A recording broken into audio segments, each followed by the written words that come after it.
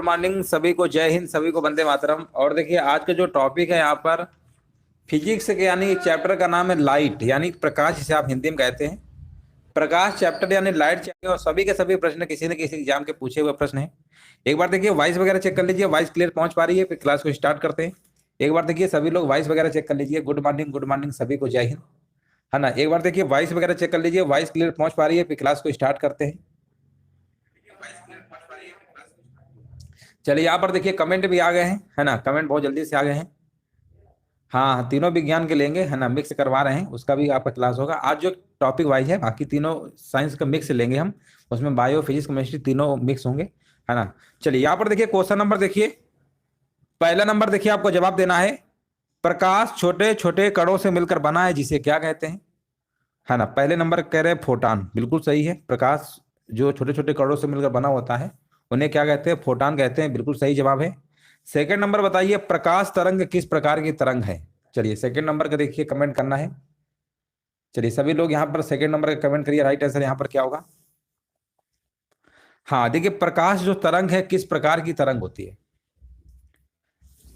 ये प्रश्न बहुत बार एग्जाम में पूछा गया है। प्रकाश की जो तरंग है किस प्रकार की होती है, तो याद रखिएगा जो प्रकाश की जो तरंग होती है ना, प्रकाश की जो तरंग होती है, देखो इसका मैं आपको ट्रिक बता रहे हैं, जिसे बहुत लोगों ने दो कभी मारा है।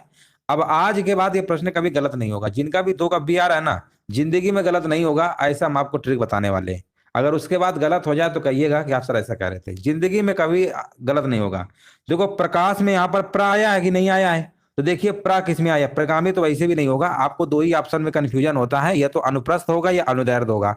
तो प्रकाश में प्रा आया है तो अनु में भी, प्रस्थ में भी प्रा आया है, तो आपको प्रकाश में ये वाला मार देना है। अब आप कहेंगे प्रगामी से कोई मतलब ही नहीं है, क्योंकि अनुप्रस्थ और अनुदैर्ध्य में ही कंफ्यूजन होता है। अनुदैर्ध्य में क्या आधा धा आ रहा है ना, तो जब हम बात करेंगे ध्वनि, जब हम बात करेंगे ध्वनि तरंगे कैसी होती है ध्वनि, तो ध्वनि में आधा धा आ रहा है ना, जब ध्वनि की बात होगी तो उसमें आपको लगा के आना है अनुदैर्ध्य। देखिए अनुदैर्ध्य तरंगों में माध्यम की आवश्यकता होती है, प्रकाश तरंगों के लिए माध्यम की आवश्यकता नहीं होती है। जब हम पूछेंगे ध्वनि तरंगे कैसी हैं, तो आप बताएंगे अनुदैर्ध्य के रूप में होती हैं।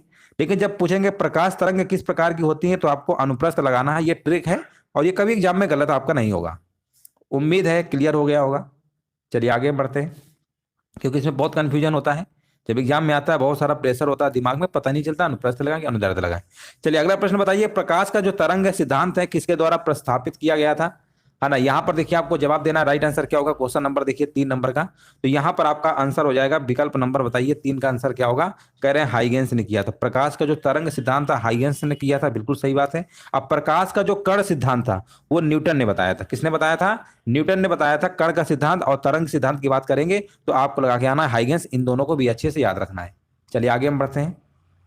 निम्नलिखित में से कौन सी प्रघटना या निर्णय लेने में सहायक होती है कि प्रकाश एक अनुप्रस्थ तरंग है ना। कौन सी ऐसी घटना है जो निर्णय लेती है, सहायक लेती है, तो ये आपका है ध्रुवीकरण। ये क्या है, पोलराइजेशन होता है, उसी से पता चलता है।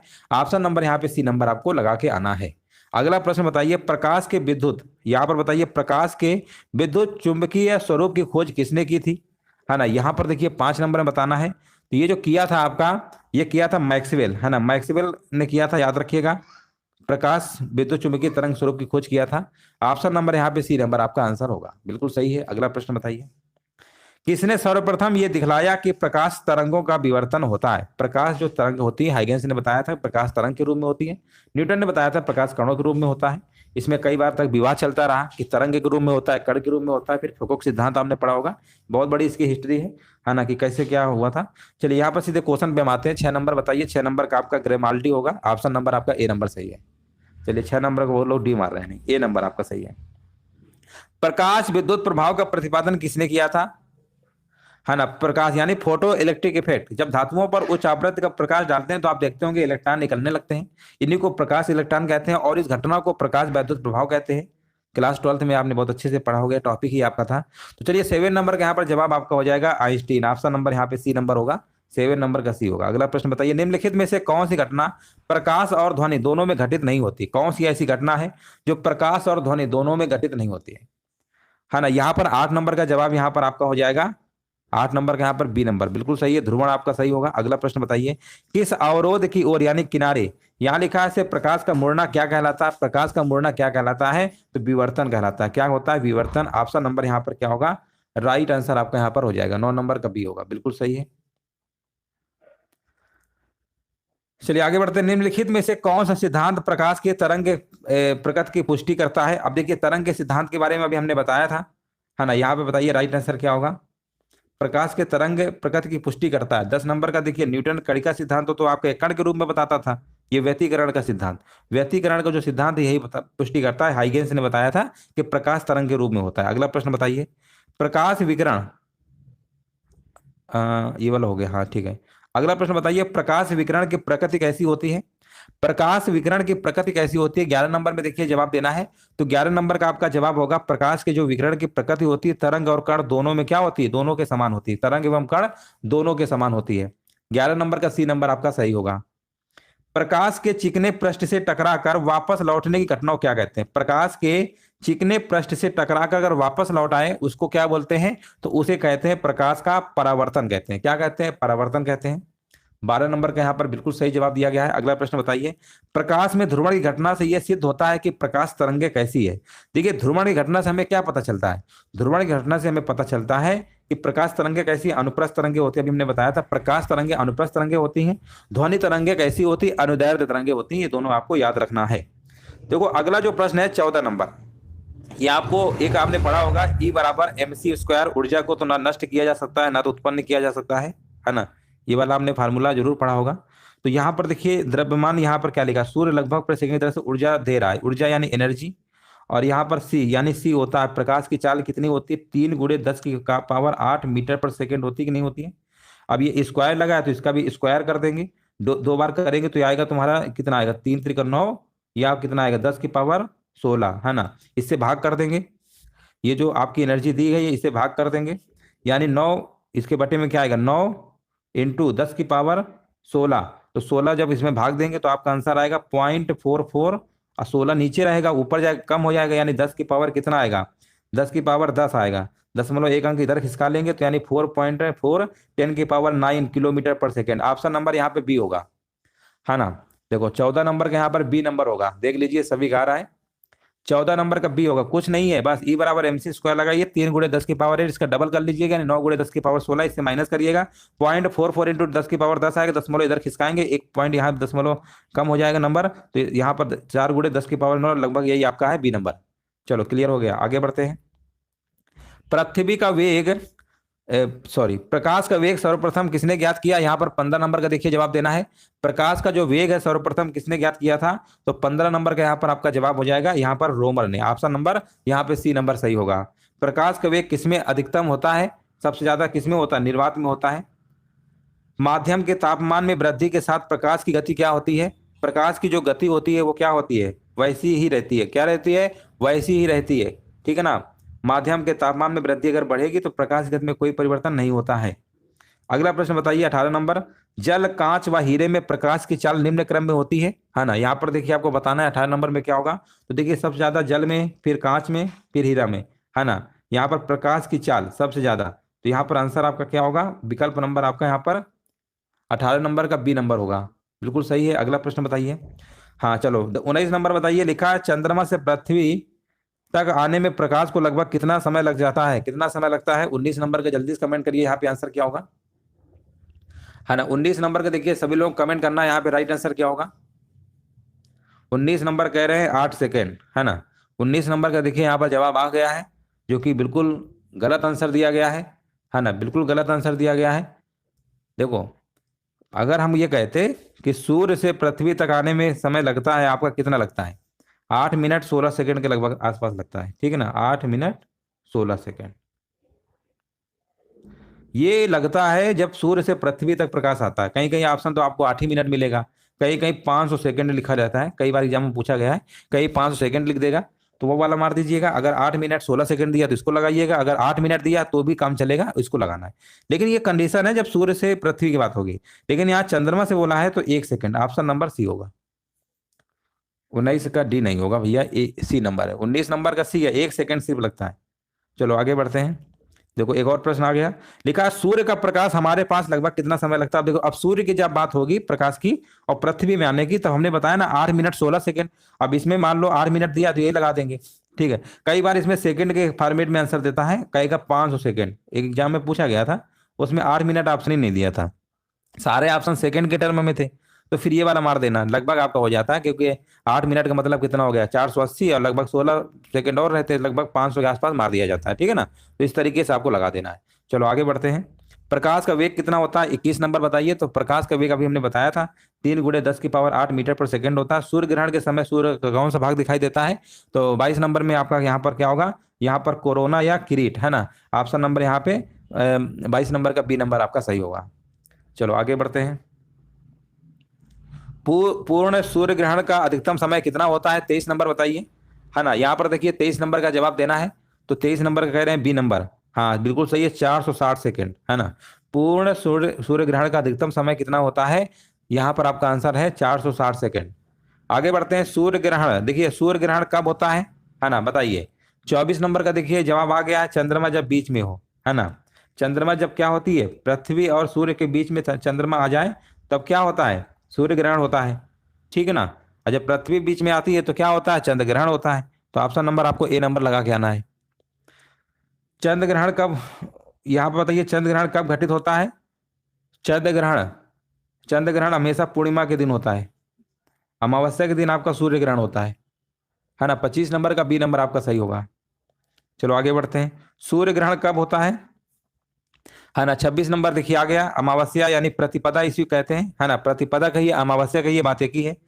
अगला प्रश्न है आपके सामने, एक काटा हुआ हीरा क्यों जगमगाता है।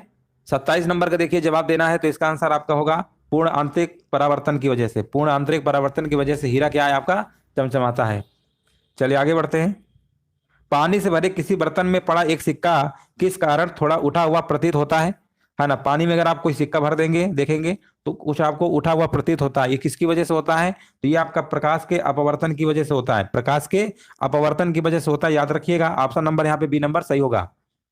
पानी पानी से लटकाकर बैठे हुए व्यक्ति को उसका पैर मुड़ा हुआ और छोटा दिखाई पड़ता है, क्यों दिखाई देता है ना। यहाँ पर रीजन बताना है, ये आपका अपवर्तन, ये भी अपवर्तन की वजह से। देखिए किसी अगर बर्तन में पानी में अगर डाल देंगे, कोई राड भी अगर टेढ़ी झुकी हुई दिखती है ना, वो सब अपवर्तन की वजह से ही होता है। अगला प्रश्न है, जब एक कॉम्पैक्ट डिस्क सूर्य के प्रकाश में देखी जाती है तो इंद्रधनुष के समान रंग दिखाई देते हैं, इसकी व्याख्या किया जा सकता है। तो इसकी व्याख्या आप कर सकते हैं परावर्तन और विवर्तन की परिघटना के आधार पर। यहाँ पर पहला ही विकल्प आपका यहाँ पर करेक्ट आंसर आपका यहाँ पर होगा। देखो एक और प्रश्न आ गया, जल के अंदर पड़ी हुई मछली किस कारण से अपनी वास्तविक गहराई से कुछ ऊपर उठी हुई दिखाई देती है ना। यहाँ पर देखिए, तो यहाँ पर अभी हमने क्या बताया था, अपवर्तन की वजह से ऐसा आपको देखने को मिलता है। 2 से 3 प्रश्न रिपीट हो गए हैं, अब एग्जाम में गलत नहीं करना है, प्रकाश के अपवर्तन के कारण आपको लगा के आना है। जल के अंदर मौजूद व्यक्ति को किसी कारण जल की सतह के ऊपर की वस्तु अपनी वास्तविक स्थिति से अपेक्षाकृत अधिक ऊंचाई पर प्रतीत होती है। तो यहां पर भी आंसर आपको लगा के आना है, प्रकाश का अपवर्तन। अपवर्तन, पानी में डूबी हुई लकड़ी मुड़ी हुई दिखाई देती है, इसका कारण क्या हो सकता है, इसका भी कारण आपका प्रकाश का अपवर्तन ही है। मतलब कोई भी चीज आपको झुका हुआ उठा हुआ ये सब प्रॉब्लम दिखे कम ज्यादा, समझ जाओ प्रकाश का अपवर्तन की बात हो रही है। जब प्रकाश की किरण विरल माध्यम से सघन माध्यम में जाती है तो क्या होता है ना। जब प्रकाश की किरण, आपने देखा होगा सघन माध्यम और विरल माध्यम, सघन माध्यम को मान लीजिए कांच हो गया और विरल माध्यम मान लीजिए वायु हो गया, एयर, है ना। तो जब आप ऐसे पढ़ते नहीं होंगे इस तरीके से, मान लो 2 मीडियम हो गए, ये हो गया, ये हो गया, प्रकाश की तरंग जाती है, ये मान लो नॉर्मल है, यानी ये आपका क्या हो गया, अभिलंब हो गया, है ना, इसको अभिलंब बोलते हैं। तो ये झुक जाती है, इधर आती है, अभिलंब से दूर जाती है, झुक जाती है। तो 2 ही केस पड़ते हैं, या तो सघन माध्यम से चलती है विरल में, या तो विरल से सघन में। तो यहाँ पर आपको बताना है आंसर क्या होगा 34 नंबर में। तो 34 नंबर का कह रहे हैं बी नंबर होगा, अभिलंब की ओर झुक जाती है। ये अभिलंब ये है ना, ये इसकी ओर क्या झुक जाती है। और अभिलंब से दूर कब जाती है, जब सघन माध्यम से विरल माध्यम में चलती है। जब प्रकाश की किरण सघन माध्यम से विरल माध्यम में चलेगी तो अभिलंब से क्या होती है, दूर, और अभिलंब की ओर झुकना जब विरल माध्यम से सघन माध्यम। चलो आगे बढ़ते हैं। पूर्ण आंतरिक परावर्तन होता है कब होता है? जब प्रकाश आती है। 35 नंबर बताइए। तो 35 नंबर में आपका आंसर क्या होगा? सघन माध्यम से विरल माध्यम की ओर आपतन कोण क्रांतिक कोण से अधिक के साथ, ठीक है ना। तभी आपका पूर्ण आंतरिक परावर्तन होता है, ये भी आपको याद रखना। प्रकाश पूर्ण आंतरिक परावर्तन की वजह से आपने देखा होगा हीरा वगैरह चमकता है। तो ये कैसे कंडीशन है, याद रखिएगा, सघन माध्यम से विरल माध्यम की ओर, है ना। ये भी प्रश्न आपके एग्जाम का पूछा हुआ है, ऑप्शन नंबर बी होगा। चलो आगे बढ़ते हैं। देखिए एक बार पढ़ लेंगे ना साइंस, कोई भी प्रश्न आपका गलत नहीं होगा। इंद्रधनुष किस कारण से बनता है? 36 नंबर, है ना। 36 नंबर, ये देखिए इंद्रधनुष, प्रकाश के जो 7 रंग होते हैं ना, विव और इंद्रधनुष, ये अपवर्तन और परावर्तन दोनों का इसमें रोल होता है। तो 36 नंबर का आपको डी नंबर लगा के आना है। 36 नंबर का डी बिल्कुल सही है। देखिए मृग मरीचिका, यानी जिसे आप क्या कहते हैं, आंखों में दृष्टि भ्रम कह सकते हैं। जब कभी गर्मियों के मौसम में देखेंगे, जब आप रोड पे चलते हैं, सड़क पे, तो आपको लगता है कि रोड में कुछ पानी से भरा हुआ है ना, दिशा भ्रम, इस तरीके से आपको रहता है। तो उस घटना को क्या कहते हैं? ये किसकी वजह से होता है ना। यहाँ पर बताइए। 37 नंबर कह रहे हैं पूर्ण आंतरिक परावर्तन, हाँ बिल्कुल सही है। 37 नंबर का डी आपका है। पेट अथवा शरीर के अन्य आंतरिक अंगों के अन्वेषण के लिए प्रयुक्त तकनीक यानी एंडोस्कोपी आधारित है, किस पे आधारित है? 38 नंबर। तो ये भी आपका पूर्ण आंतरिक परावर्तन परिघटना पे आधारित है। तरल से भरे हुए बीकर का तल किस कारण से कुछ ऊपर उठा हुआ दिखाई देता है ना। ये प्रश्न तो करा करा के हम थक गए हैं। अपवर्तन अपवर्तन अपवर्तन, है ना। तो आप समझ ही गए होंगे। चलो आगे बढ़ते हैं। सूर्य से प्रकाश का आंतरिक परावर्तन हो सकता है यदि प्रकाश, सूर्य से प्रकाश का आंतरिक परावर्तन हो सकता है यदि प्रकाश, 40 नंबर में क्या होगा? तो 40 नंबर में जब कांच से वायु, देखो कांच और वायु भी हमने बताया ना। कांच क्या होता है? सघन माध्यम होता है। वायु क्या होता है? विरल माध्यम। तो आप इसको दूसरी भाषा में ये भी कह सकते हैं कि जब सघन माध्यम से विरल माध्यम में जाए, ठीक है ना, जब सघन माध्यम से कहाँ पे? विरल माध्यम में जाए। तो यहाँ पर आपका होगा। अभी देखिए इस तरीके का प्रश्न करवाया था, लेकिन घुमा के फिर से इन्होंने ऐसे दे रखा है। अगला प्रश्न बताइए। चटका हुआ कांच चटकीला प्रतीत होता है ना। तो ये भी आपका है कि किस वजह से प्रतीत होता है? इसमें अपवर्तन मत मारिएगा, पूर्ण आंतरिक परावर्तन की वजह से आपका ऐसा प्रतीत होता है। चटका हुआ कांच चटकीला प्रतीत होता है पूर्ण आंतरिक परावर्तन की वजह से। 41 नंबर का डी नंबर आपका होगा। अगला प्रश्न बताइए। इंद्रधनुष तब बनते हैं जब सूर्य का प्रकाश, है ना। यहाँ पर बताइए 42 नंबर। तो 42 नंबर, वायुमंडल में वर्षा बूंदों पर गिरने से अपवर्तन व आंतरिक परावर्तन होने पर, ठीक है ना। यहाँ पे ऑप्शन नंबर क्या होगा? विकल्प नंबर आपका ए नंबर सही होगा, है ना। 42 नंबर का आपका ए नंबर सही है। चलिए आगे बढ़ते हैं। इंद्रधनुष कितने रंग दिखाता है? इंद्रधनुष विभ की ओर कितने रंग दिखाता है? चलिए 43 नंबर का कह रहे हैं, हाँ 7 रंग, बिल्कुल सही है। प्रकाश ऊर्जा का ऑप्टिकल फाइबर में संचरण निम्नांकित घटना के अनुप्रयोग के द्वारा किया जाता है। 44 नंबर, तो ये भी आपका पूर्ण आंतरिक परावर्तन होगा, ऑप्शन नंबर ए है। संबंधित यहाँ पर बताइए। माध्य युग्म के क्रांतिक कोण से अधिक आपतन कोण का सघन से विरल माध्यम की ओर जाने वाले प्रकाश किरण क्या कहलाता है? देखिए सघन का मतलब कांच और विरल का मतलब वायु। जब सघन से मान लीजिए विरल, कहाँ से वायु की ओर चलेगा प्रकाश किरण, क्या करती है? 45 नंबर का यहाँ पे आंसर होगा समग्र आंतरिक परावर्तन। क्या होता है? देखिए कितनी बार पूछा जा रहा है, सघन से विरल, है ना। सघन से विरल, या आप कहिए कांच से वायु, तो कुछ भी मतलब पूछ सकता है, लेकिन ये आपका आंतरिक परावर्तन की वजह में अभी बताया था आपको। अगला प्रश्न बताइए। निम्नलिखित कथनों पर देखिए विचार करिए। लिखा हुआ है दृष्टि, यहाँ पर लिखा दृष्टि का एक दोष दीर्घ दृष्टि है, जिसमें से, है ना, जिसमें से 46 नंबर बताइए क्या होगा? तो जिसमें से आपका यहाँ पर क्या होगा? कोई व्यक्ति दूरस्थ वस्तु को स्पष्टता नहीं दे सकता है। देखिए दूर दृष्टि दोष में क्या होता है कि दूर की वस्तु दिखाई देती है, निकट की नहीं दिखाई देती, है ना। तो पहला तो नहीं होगा। कोई व्यक्ति निकट की वस्तु स्पष्ट नहीं दे सकता, हाँ ये वाली सही बात है। हाँ दूर की दिखाई देती है, निकट की नहीं, ये वाला हो गया। और देख लेते हैं, आंख का निकट बिंदु सामान्य से दूर हट जाए, ये भी सही है। आंख का दूरस्थ बिंदु हटकर, ये वाला गलत। केवल 2 और 3 वाला सही है। ऑप्शन नंबर डी लगा देना है। ऑप्शन नंबर यहाँ पे 46 नंबर का डी नंबर आपको लगा के आना है। अगला प्रश्न बताइए। यौगिक सूक्ष्मदर्शी क्या होता है? यहाँ पर बताइए यौगिक सूक्ष्मदर्शी क्या होता है? 47 नंबर। और 47 नंबर का कमेंट हमारे बिछा गया है। बी नंबर बता रहे हैं ऐसा सूक्ष्मदर्शी जिसमें लेंसों के 2 सेट होते हैं, एक नेत्राकार लेंस और एक क्या होता है? नेत्रक, है ना। ऑप्शन नंबर यहाँ पे 47 नंबर का बी नंबर आपका है। किस कारण आकाश नीला दिखाई देता है? ये भी प्रश्न बहुत बार पेपर में पूछा गया है। किसकी वजह से? तो यहाँ पर आपको लगा के आना है प्रकीर्णन की वजह से। देखिए हम अगर कहें कि आपसे आकाश नीला दिखाई देता है, सूर्यास्त भी आपको डूबते समय, है ना, लाल रंग का दिखता है हल्का, तो ये जो आपका सूर्यास्त अस्त होते समय, ये सब प्रकीर्णन पे ही घटना है। कि आकाश नीला दिखाई देता है, क्यों दिखाई देता है? सब प्रकीर्णन की घटना है, ठीक है। प्रकाश का बिखराव या प्रकीर्णन, बात एक ही है। 48 का आपका सी नंबर होगा। चलो 49 नंबर बताइए। जब प्रकाश किरण एक माध्यम से दूसरे माध्यम में जाती है तो इसकी तरंग दैर्ध्य समान बनी रहती है, आवृत्ति समान बनी रहती है, आवृत्ति बढ़ जाती है, तरंग दैर्ध्य बढ़ जाती है। 49 नंबर कह रहे हैं आवृत्ति समान बनी रहती है। फ्रिक्वेंसी जो होती है वो क्या है, समान बनी रहती है फ्रिक्वेंसी, ठीक है ना। फ्रिक्वेंसी तो आप जानते ही होंगे, जैसे ये फ्रिक्वेंसी है, सब ये फ्रिक्वेंसी है ये, ठीक है ना। आवृत्ति, आवृत्ति की मात्रा हर्ट्ज होता है। चलो आगे बढ़ते हैं। आकाश नीला दिखाई पड़ता है क्योंकि, देखिए फिर से घुमा के प्रश्न पूछ लिया गया है। तो यहाँ पर नीले प्रकाश का प्रकीर्णन क्या होता है, सबसे अधिक होता है। देखो नीला दिखाई देगा तो नीले प्रकाश का कन्फर्म में ज्यादा प्रकीर्णन होगा। लाल तब दिखाई देता है सूर्य जब प्रकीर्णन लाल रंग का अधिक होता है। तो ये तो कॉमन सेंस लगा के बता देंगे, कोई इसमें दिक्कत नहीं, लेकिन प्रकीर्णन की वजह से ये सब घटनाएं होती है। तो 50 नंबर का आपका ए नंबर, आपका नंबर का जवाब देना। राइट आंसर आपका यहाँ पर क्या होगा, और बिल्कुल सही जवाब है। यहाँ पर धूलकण बताया जा रहा है, ऑप्शन नंबर बी बिल्कुल करेक्ट आंसर आपका है। अगला प्रश्न बताइए, चंद्र सतह पर एक प्रेक्षक को दिन के समय आकाश कैसा दिखाई देगा, है ना। तो आकाश कैसा दिखाई देगा, काला दिखाई देगा, है ना, बिल्कुल सही है। चंद्र सतह पर एक प्रेक्षक को दिन के समय आकाश कैसा दिखाई देता है, काला। ऑप्शन नंबर यहाँ पे डी नंबर बिल्कुल करेक्ट आंसर आपका यहाँ पर होगा। अगला प्रश्न बताइए, लिखा हुआ एक गोलाकार वायु का बुलबुला किसी कांच के टुकड़े में अंतः स्थापित है, उस बुलबुले से गुजरती हुई प्रकाश की किरण के लिए वह बुलबुला किसकी तरह व्यवहार करेगा।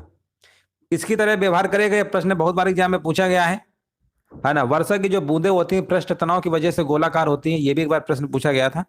लेकिन यहाँ पे जो आंसर आपका होगा अपसारी लेंस होगा, अपसारी।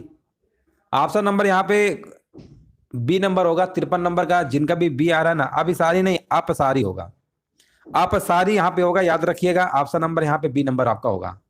चलिए आगे बढ़ते हैं। यातायात सिग्नलों में लाल प्रकाश क्यों प्रयोग किया जाता है। जब आप यातायात सिग्नल में देखते होंगे लाल सिग्नल का ज्यादा यूज होता है ना। तो लाल कलर क्यों प्रयोग करते हैं बताइए। लाल जब होता है तो आप क्या करते हैं, सिग्नल जब रेड होता है तो आप पार नहीं करते हैं, रुक जाते हैं, है ना। तो ये खून का रंग लाल होता है, ये तो हो नहीं सकता है। प्राणी लाल रंग पहचान सकते हैं, है ना। लाल रंग सबसे कम परिक्षेपित होता है, ये बिल्कुल सही बात है। देखिए लाल रंग का तरंग दैर्ध्य तो सबसे अधिक होता है, लाल रंग का तरंग दैर्ध्य सबसे अधिक होता है, लेकिन जो प्रकीर्णन होता है सबसे कम होता है, ठीक है ना। प्रकीर्णन सबसे कम होता है, तरंग दैर्ध्य सबसे ज्यादा होता है। तो यही लिखा हुआ है, ऑप्शन नंबर सी होगा, बिल्कुल सही है। 53 नंबर का, यहाँ 55 नंबर का सी होगा। डी नंबर कह रहे हैं लाल खतरे का प्रतीक है ना। ये साइंस की भाषा में आपका आंसर सी होगा। सभी को पता है लाल खतरे का प्रतीक है, लेकिन ये आंसर आपको लगाए आएंगे तो गलत हो जाएगा।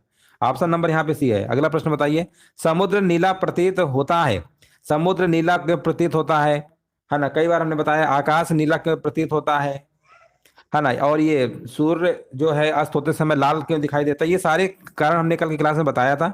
ये सब आपका प्रकाश के परावर्तन और प्रकीर्णन, प्रकीर्णन तो जहां आपको दिख जाए समझ जाओ वही है। प्रकीर्णन की वजह से ही होता है, प्रकाश का बिखराव होता है ना। और इसमें नीले रंग का बिखराव अधिक होता है, प्रकीर्णन अधिक होता है, इसीलिए आपका समुद्र नीला प्रतीत होता है। ऑप्शन नंबर बी होगा। अगला प्रश्न है, सूर्योदय और सूर्यास्त के समय वायुमंडल में लालिमा किस कारण छा जाती है। तो ये भी प्रकीर्णन का ही है। कई बार क्या होता है, ऑप्शन में प्रकीर्णन नहीं देगा तो प्रकाश के रंग का बिखराव दे देगा। तो बिखराव या प्रकीर्णन बात एक ही है। तो यहाँ पर 56 नंबर का आपको डी नंबर लगा के आना, प्रकाश का प्रकीर्णन। नेक्स्ट प्रश्न बताइए, इंद्रधनुष में किस रंग का विक्षेपण अधिक होता है। इंद्रधनुष में कौन से रंग का होता है, विव। देखिए विक्षेपण की बात हो रही है ना। प्रकीर्णन सबसे अधिक है विव, वायलेट का होता है, बैंगनी का। ऑप्शन नंबर यहाँ पे ए होगा। 57 नंबर का ए नंबर जिनका भी आ रहा है बिल्कुल सही आंसर दिया गया है। अगला प्रश्न बताइए, तारे आकाश में वास्तव में जितनी ऊंचाई पर होते वे उससे अधिक ऊंचाई पर प्रतीत होते, इसकी व्याख्या किसके द्वारा की जा सकती है। 58 नंबर में बताना है। तो इसकी जो व्याख्या है आप किसके द्वारा कर सकते हैं, तो ये आपका अपवर्तन, वायुमंडलीय अपवर्तन, है ना। ऑप्शन नंबर यहाँ पर आपका अपवर्तन होगा। कल की क्लास में कई सारे प्रश्न इसके करवाए थे। सूखा बालू चमकीला क्यों दिखाई देता है जबकि गीला बालू द्युतिहीन होता है, ये किसका रीजन है आपको बताना है। 59 नंबर का, तो 59 नंबर कह रहे हैं बी नंबर। इसका कारण क्या है, परावर्तन है, ठीक है ना। रिफ्लेक्शन यानी परावर्तन इसका रीजन होता है। 59 नंबर का यहाँ पे बी नंबर बिल्कुल करेक्ट आंसर आपका होगा। चलिए आगे बढ़ते हैं। चलिए यहाँ पर बताइए 60 नंबर आपका है क्वेश्चन नंबर, और बताइए इसका आंसर क्या होगा। 60 नंबर में पूछा गया, पेरिस्कोप बनाने में निम्नलिखित में से कौन सा एक प्रयुक्त होता है। देखिए पेरिस्कोप 60 नंबर समतल दर्पण का प्रयोग होता है। कौन सा प्रयोग करते हैं, कौन सा दर्पण का प्रयोग होता है, समतल दर्पण, पेरिस्कोप। ऑप्शन नंबर यहाँ पे आपका 60 नंबर का सी नंबर सही होगा। अगला प्रश्न बताइए, साबुन के पतले झाग में चमकदार रंगों का बनना किस परिघटना का परिणाम है। हाँ देखिए, साबुन के पतले झाग में चमकदार रंगों का बनना, ये जो परिघटना है, इसका परिणाम है, आपका आंसर होगा बहुलत बहुलित परावर्तन और व्यतिकरण। परावर्तन और व्यतिकरण से संबंधित है। ऑप्शन नंबर यहाँ पे आपका ए नंबर होगा। वाहन पीछे से आने वाली वस्तुओं को देखने के लिए किसका प्रयोग करते हैं? बहुत बार पेपर में पूछा गया प्रश्न है। जब आप वाहन देखते होंगे, पीछे एक साइड राइट साइड पे एक शीशा लगा रहता है, मिरर, है ना, वो कौन सा लगा होता है, किस तरीके का लेंस होता है, दर्पण होता है ना, वो किसके लिए प्रयोग किया जाता है? कि वाहन से पीछे गाड़ियां आती हैं। तो यहाँ पे आंसर आपका होगा दर्पण, उत्तल दर्पण का प्रयोग होते हैं, ठीक है ना, उत्तल दर्पण का प्रयोग होता है, याद रखिएगा। ऑप्शन नंबर यहाँ पे सी होगा, दर्पण होता है। 62 नंबर का यहाँ पर सी आ रहा है, बिल्कुल सही है। हाँ बिल्कुल सही जवाब है। अगला प्रश्न बताइए, निम्न में से क्या वायुमंडलीय अपवर्तन का परिणाम नहीं है? इनमें से क्या वायुमंडलीय अपवर्तन का परिणाम नहीं है? 63 नंबर का बताइए। तो यहां पर देखिए, पहला, सूर्य का अपने वास्तविक उदय से या 2 या 3 मिनट पहले दिखाई पड़ना, ये तो है। कौन सा नहीं है? सूर्य का सूर्यास्त में लाल दिखाई देना। देखिए, अपवर्तन का ये कारण नहीं होता, ये तो प्रकीर्णन का होता है। अभी हमने बताया था कि सूर्य का सूर्यास्त के समय लाल दिखाई देना है, प्रकीर्णन की वजह से होता है, ठीक है ना। तो यही परिणाम नहीं है, बाकी सब है। ऑप्शन नंबर बी आपको लगा के आना है। चलिए आगे बढ़ते हैं। रोगियों के दांत देखने में दंत चिकित्सकों द्वारा प्रयुक्त दर्पण कौन सा होता है? देखो, इसमें एक प्रश्न एक तरीके से और पूछा जाता है, डॉक्टर हेड मिरर, ठीक है ना, डॉक्टर हेड्स मिरर, यानी रोगियों को दांत देखने में मिरर जो होता है, डॉक्टर्स मतलब जो दांत वाले डॉक्टर के पास जाते हैं, जो यूज होता है, वो कौन सा दर्पण होता है? कुल मिलाकर आपको ये बताना। ये प्रश्न बहुत बार पेपर में पूछा गया, इंपॉर्टेंट है, और याद रखिएगा, इसका आंसर आपको लगा के आना है अवतल दर्पण, है ना। एक बार ऑप्शन में दिया गया था, इंग्लिश में ही वर्ड था, हिंदी में लिखा था कॉन्वेक्स और कॉनिकेव।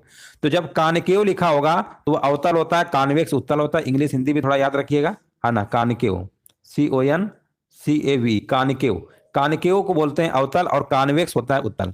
तो कई बार इंग्लिश वाले नाम को हिंदी में लिख देते हैं ऑप्शन में, तो इस चीज को भी से ध्यान रखिएगा।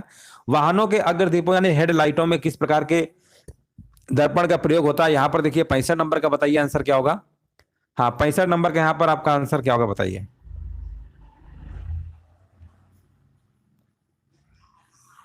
चलिए 65 नंबर का देखिए, वाहनों के अग्रदीपन हेडलाइटों को किस प्रकार के दर्पण का प्रयोग किया जाता है?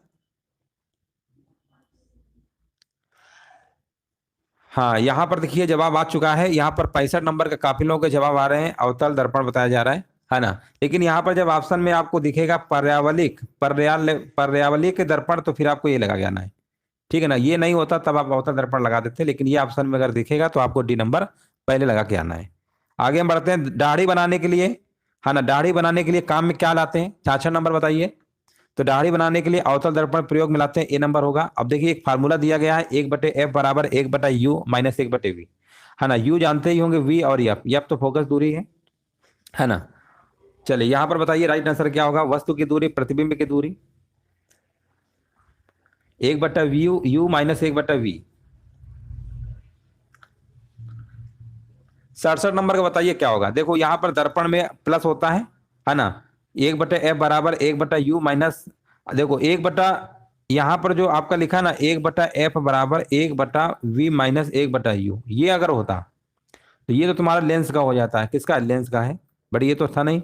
ये आपका दर्पण में प्लस हो जाता है, बस इतना आपको याद रखना है, 1/v प्लस 1/u। तो यही ऑप्शन आपका सही होगा। अगला प्रश्न बताइए, मानव नेत्र का वह भाग जिस पर प्रतिबिंब बनता है क्या कहलाता है? 68 नंबर। तो 68 नंबर में यहाँ पे आपका जवाब होगा विकल्प नंबर सी, रेटिना। रेटिना पर नेत्र द्वारा निर्मित जो प्रतिबिंब होता है कैसा बनता है? 69 नंबर बताइए।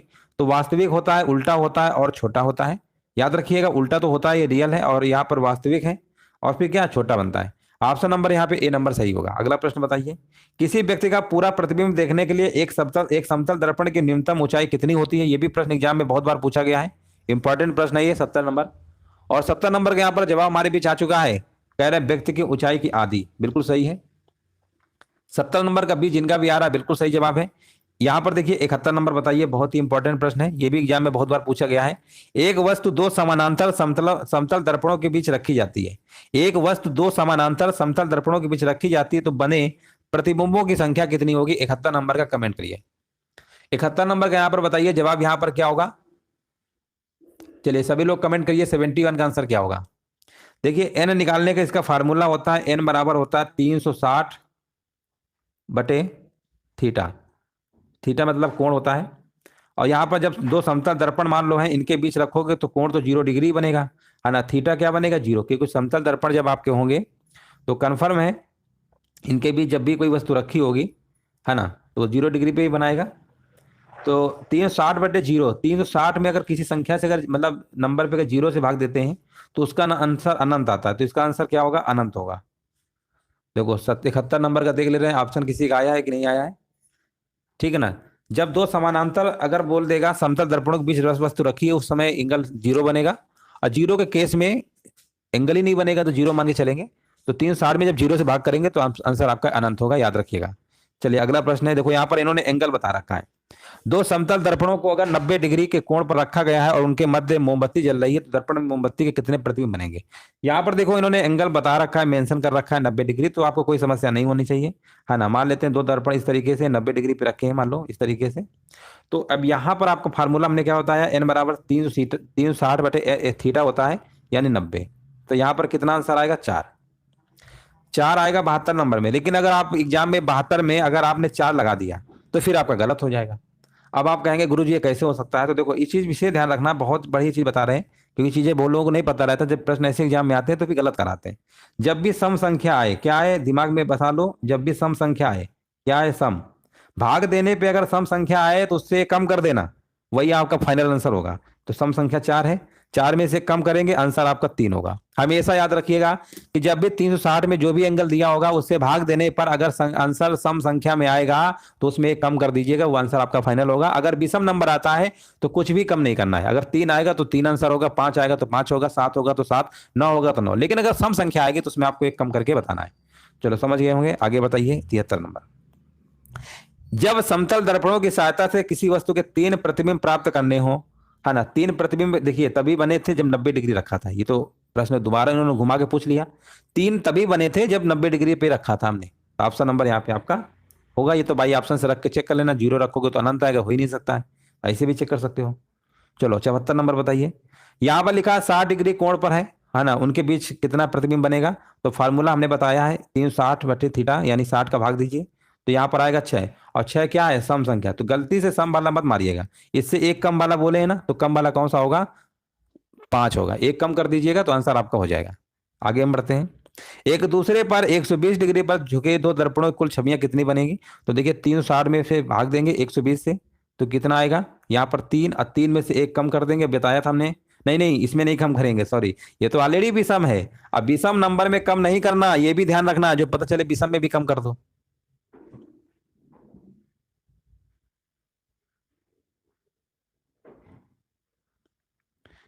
120, 120 सही तो है, 75 नंबर का बी होगा।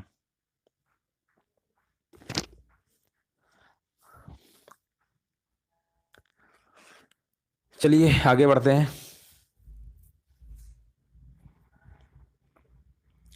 सूर्य के द्वारा उत्सर्जित प्रकाश रंग कैसा होता है, यहां पर बताइए 76 नंबर। सूर्य के द्वारा सूर्य के द्वारा उत्सर्जित प्रकाश का रंग कैसा होता है, 76 नंबर। यहाँ पे आपका होता है सफेद। क्या होता है, सफेद। ए नंबर आपको लगा के आना है। प्रकाश का रंग निर्धारित होता है इसके, है ना, प्रकाश का रंग किससे निर्धारित होता है, तो यहाँ पर आपका होगा तरंग दैर्ध्य से होता है। ऑप्शन नंबर यहाँ पे बी नंबर सही है। अगला प्रश्न बताइए, पानी में हवा का बुलबुला वैसे ही काम करेगा जैसे करता है। 78 नंबर का जवाब यहाँ पर आपका होगा अवतल लेंस की भांति काम करता है पानी में हवा का बुलबुला। याद रखिएगा ऑप्शन नंबर यहाँ पे डी नंबर आपका सही होगा। एक लेंस की क्षमता माइनस यहाँ पर 2.0 डायोप्टर है। तो डी क्या है, डी, अच्छा डी का मतलब ही पूछ रहा है। डी डायोप्टर होता है, लेंस की क्षमता का मात्रक होता है। लेंस की क्षमता डायोप्टर में मापते हैं। डायोप्टर किसकी इकाई है, 80 नंबर बताइए। तो डायोप्टर किसकी इकाई है, यहाँ पे आंसर आपका हो जाएगा लेंस की क्षमता का है। धूप के चश्मे की क्षमता कितनी होती है, ये भी एग्जाम में पूछा गया है कई बार। तो 81 नंबर का यहाँ पर कमेंट होगा आपका आंसर 0 डायोप्टर। धूप के चश्मे की क्षमता कितनी होती है, 0 डायोप्टर होती है, याद रखिएगा। अगला प्रश्न बताइए, एक लेंस का फोकसांतर, यानी यहाँ पर फोकस दूरी कह सकते हैं आपका है, तो यहाँ पर बताइए क्षमता कितनी होगी, है ना, क्षमता, लेंस की क्षमता कितनी होगी। तो इसकी लेंस की क्षमता का फार्मूला क्या होता है, पी बराबर क्या होता है, 1/f होता है, 1/f होता है, लेकिन ये सेंटीमीटर में है ना। तो यहाँ पर भाग पहले कर लो, 1/25 ये मीटर में, तो यहाँ पर आपका कितना आएगा, सेंटीमीटर को मीटर में बदलोगे 100, यानी 100 से भाग कर दो, यानी यहाँ पर प्लस का 4 आएगा। ऑप्शन नंबर यहाँ पे बी नंबर होगा। हाँ बिल्कुल सही। अगला प्रश्न बताइए।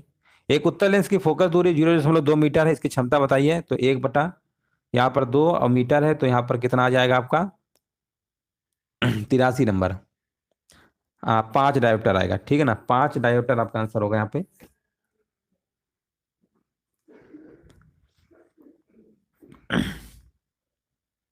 देखो यहाँ पर 1 बटे क्या होता है, क्षमता 1/f होता है ना, तो 0.2 है, ठीक है ना। इसमें 100 से मतलब मल्टीप्लाई भी करना पड़ेगा, तो कितना आएगा। अच्छा पहले इसको बदल लो, 100 कहाँ गया, 1/0.2 है ना, तो इसमें अगर आप भाग देंगे, मीटर को सेंटीमीटर में बदलेंगे तो कितना आएगा, 100 से गुणा कर देंगे, यानी 20 आएगा। ऊपर 100 भी लिखना पड़ेगा, 20×5 = 100, सही तो है, 5 डायोप्टर होगा, ऑप्शन नंबर डी होगा। यदि एक एनक लेंस का पावर 2 डायोप्टर है, इसकी फोकस दूरी कितनी होगी, है ना। तो यहाँ पर देखिए 84 नंबर का बताइए क्या होगा। तो 84 नंबर में कितना होगा, 2 है, 50, 100/2 यानी 50 सेंटीमीटर आपका आंसर होगा यहाँ पे।